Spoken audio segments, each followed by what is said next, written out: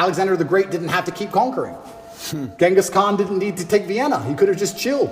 He kept going. So I feel like when I'm in a position where I don't know what I'm supposed to do, the best thing I can do is just look to God and tell the truth. And that's what I'm doing. The world is hyper competitive. Every single thing in the world is competition. I don't think people realize I'm a hyper competitive person because I understand that every single thing I want, somebody else wants. The girl I want, other people want. The car I want, other people want. The house I want, other people want. The lifestyle, the jet, every single thing you want, somebody else wants. It's a massive competition. As a man, you have two choices. You either accept that as a massive competition and try and play the game, or you just try and pretend it's not a competition and live in perpetual failure. And it's going to become hyper competitive. But masculinity as a whole is a very complicated tapestry. You need to have the emotionality. You need to have the times you feel like crying and you don't. You need to have the times you can be aggressive. You need to have the times that you can be violent to protect your family. It's very complicated. And you can't teach that, especially to the young generation, in spite of the constant propaganda they have coming in their ears, very easily. So I break it down to a very core message. And the core message is that I have financial freedom, so it's hard to tell me what to do. And I have sexual access because I'm respected by women.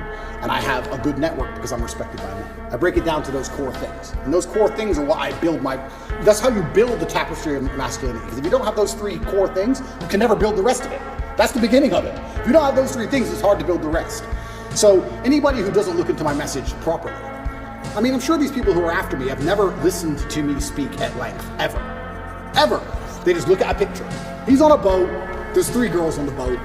There's no way those girls are happy with that because my wife hates me. And there's 3 of them. So he has to go to jail. And that's what's happening. It's that baseline. I truly believe it's that baseline. But how else can I teach my message, as complicated as it is, without first breaking down and proving you have success in the most core levels of it, right? Before you learn to box, you jab and you cross. Before you do all the complicated stuff, you do the basic stuff.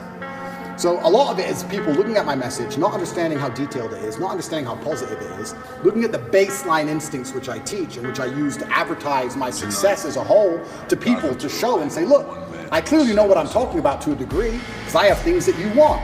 And you're a man, so you can't tell me you don't want them. Every man wants this. Every man wants one of these.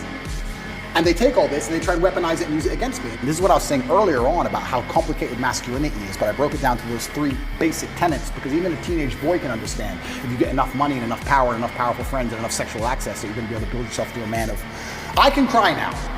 I've qualified to cry. When you're an 18-year-old boy, you shouldn't be crying.